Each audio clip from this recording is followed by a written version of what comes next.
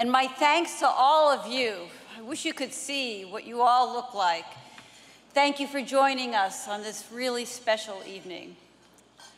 This is a season of commencements, of endings and new beginnings, a season to be proud of what we've accomplished and to look to the future.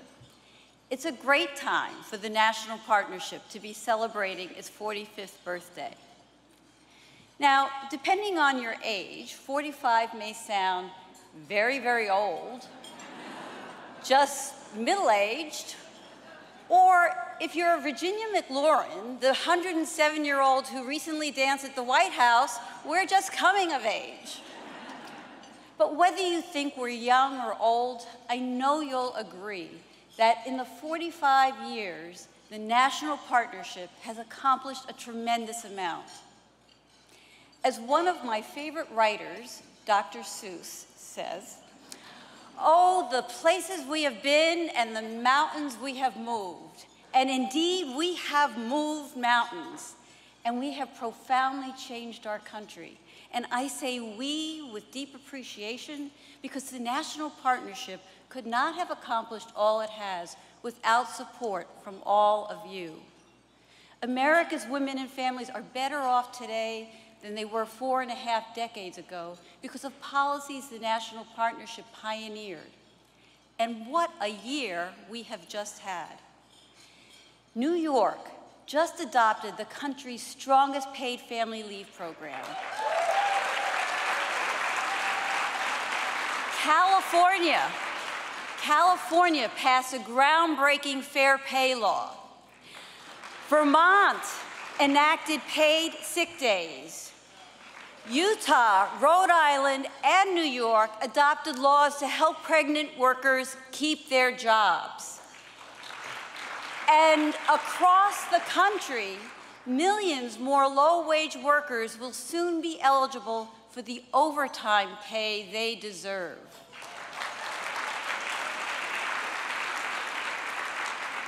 And thanks to President Obama's Affordable Care Act, our country's uninsured rate has fallen to a historic low.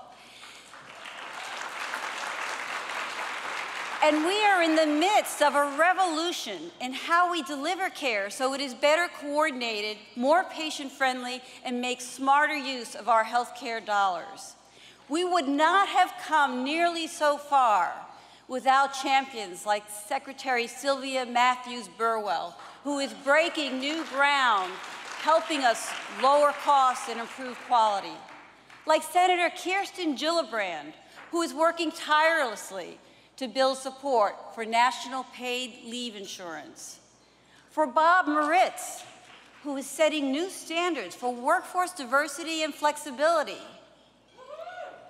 And like the incomparable Senator Barbara Mikulski, whose advocacy for women and families has changed this nation forever.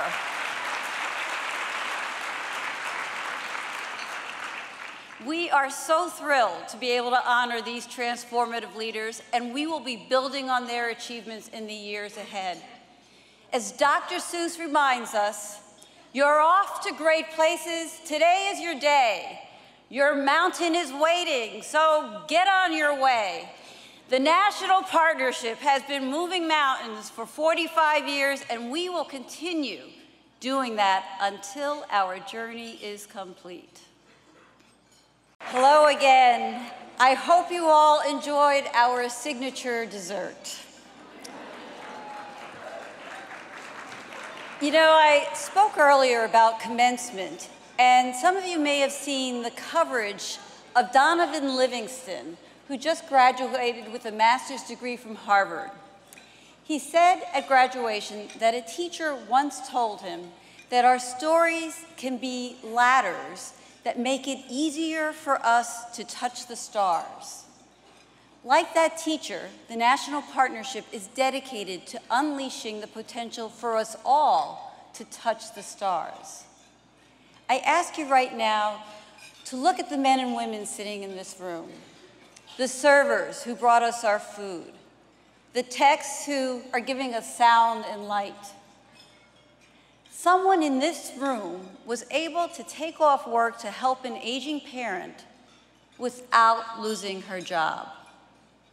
There's a dad sitting here who stayed home with his child who had the flu. And there's a mom, probably several, who's also a corporate leader whose impact spans continents. We're proud of that.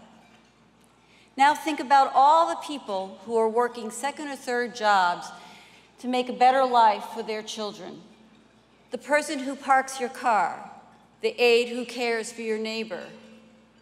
They may not have health insurance, paid sick days, overtime pay, or time off for pregnancy. Yet, these are the people who drive the National Partnership's work every day. And every one of us deserves a job that won't take all our time and health care that won't take all our money.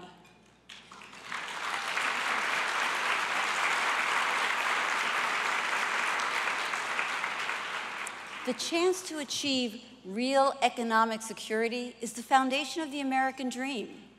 We still face huge challenges. They are rooted in inequality, a fast-changing economy, evolving technologies, and fear of change. But who on the planet is better prepared than Americans to handle this kaleidoscope of challenge and change?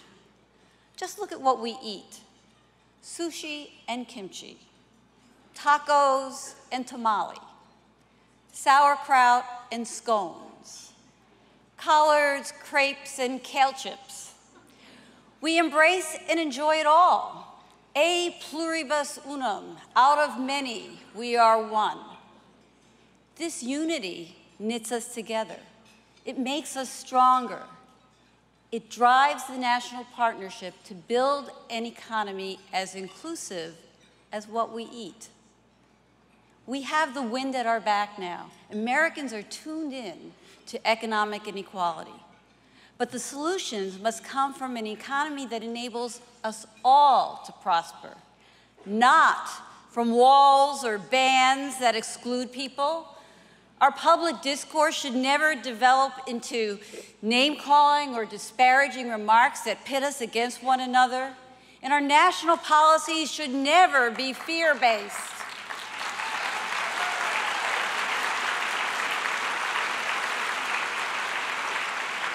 It should be about how best and how quickly we can all become more secure. At the National Partnership, we are building ladders to the stars.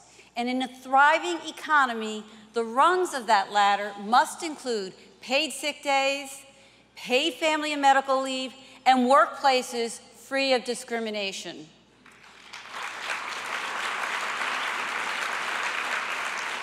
And on that ladder, women's reproductive health must be secure. And we all must have access to quality, affordable health care. For the 45 years, the National Partnership has been building that ladder rung by rung. We have worked with a vision in mind. And sometimes we move quickly, sometimes we hold fast, sometimes we're barely hanging on, but always we keep reaching for the highest heights.